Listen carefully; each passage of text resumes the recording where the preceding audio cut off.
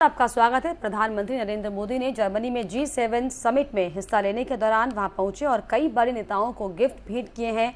PM Modi ने Britain के प्रधानमंत्री बोरिस जॉनसन, जापान के पीएम फूमियो किशिदा, कनाडा के पीएम जस्टिन ट्रूडो, फ्रांस के राष्ट्रपति इमैनुअल मैक्रों समेत दुनिया के कई राष्ट्राध्यक्षों को उपहार पेश किए हैं। वहीं पीएम मोदी ने ब्रिटेन के प्रधानमंत्री बोरिस जॉनसन को platinum painted hand painted T shirt gift किया है। पीएम मोदी ने इंडोनेशिया के राष्ट्रपति जोको विडोडो को यूपी के वाराणसी से लाकरवेयर में निर्मित राम दरबार उपहार में दिया। इसके अलावा नरेंद्र मोदी ने अर्जेंटीना के राष्ट्रपति अल्बर्टो फर्नांडीज को छत्तीसगढ़ से नंदी थीम वाली डोकरा कला भेंट की है। इसके अलावा प्रधानमंत्री ने अमेरिकी राष्ट्रपति जो बाइडेन को वाराणसी यूपी से निर्मित गुलाबी मीनाकारी ब्रोच और कफलिंग सेट उपहार में दिया है। और ये आपको बताएं कि कफलिंग जो राष्ट्रपति के लिए फर्स्ट लेडी के लिए मैचिंग ब्रोच के साथ तैयार किए गए थे।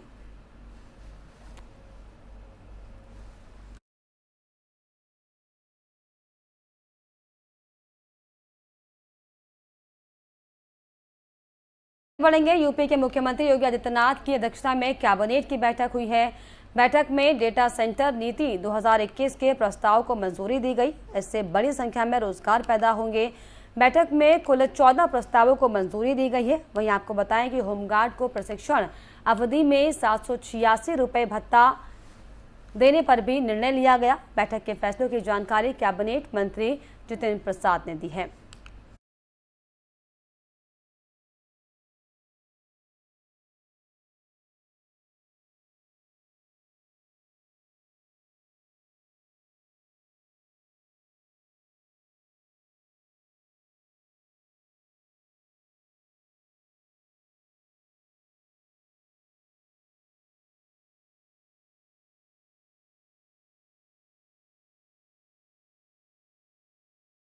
उत्तर प्रदेश में 2 लोकसभा उपचुनाव हारने के बाद समाजवादी पार्टी के मुख्य सहयोगी दल सुभासपा के राष्ट्रीय अध्यक्ष ओम प्रकाश राजभर ने सपा की हार पर टिप्पणी की है। उन्होंने कहा कि हार की मुख्य वजह बीएसपी रही और अखिलेश यादव के नहीं आने से ये असर पड़ा है।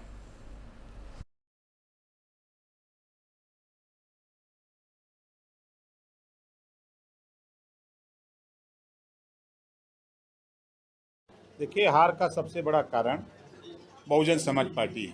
पहला, भारतीय जनता पार्टी के इशारे पर जिस कैंडिडेट को बसपा ने टिकट दिया, बसपा ने उसको निष्कासित कर दिया था। उससे मजबूत कैंडिडेट बसपा के पास कोई था नहीं, तो भारतीय जनता पार्टी के इशारे पर बहुजन समाज पार्टी ने फिर उसको ज्वाइन करके टिकट दे दिया।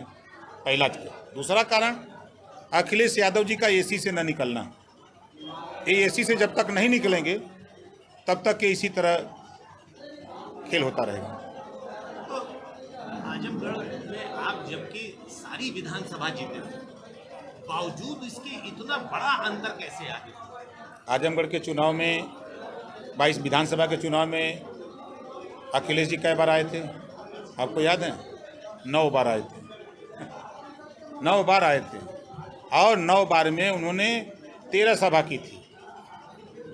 और लोकसभा के चुनाव में कई बार आए? एको बार नहीं।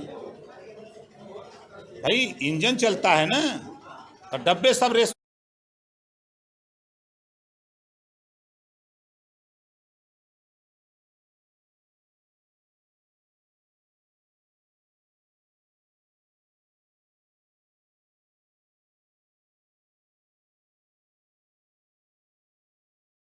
वहीं कांग्रेस की ओर से एनडीए के राष्ट्रपति उम्मीदवार द्रौपदी मुर्मू को लेकर बयानों की वजह से बीजेपी नेता शहजाद पूनेवाला ने राहुल गांधी और कांग्रेस पर पार्टी पर जमकर हमला बोला है। क्या कुछ कहा, आपको सुनाते हैं।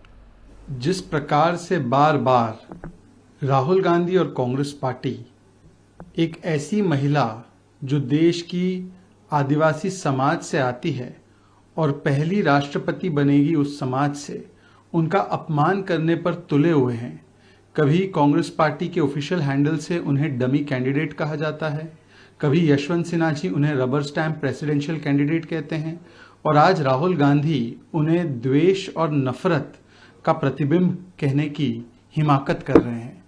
क्या राहुल गांधी ये बताएंगे कि एक ऐसी महिला जो उड़ीसा से पहली बार राष्ट्रपति बनने जा रही हैं, एक ऐसी महिला जो आदिवासी समाज से पहली बार राष्ट्रपति बनने जा रही है, जिन्होंने तमाम अपनी कठिन पृष्ठभूमि से चुनौतियों से लड़कर जन सेवा की और 2 बार विधायक बनी, उसके बाद मंत्री बनी।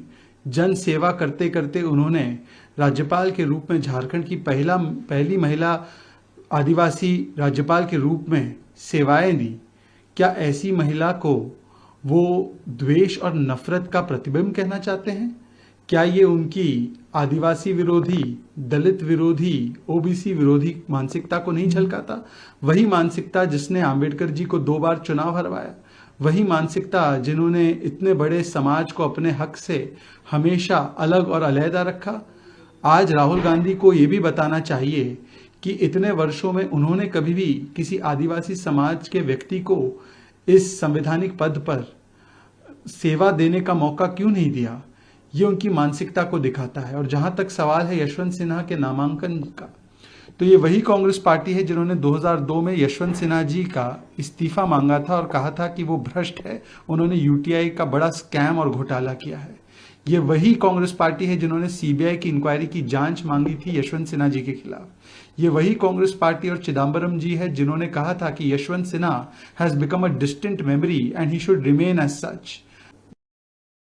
यहाँ पर रुक रहे एक और छोटे से ब्रेक के लिए।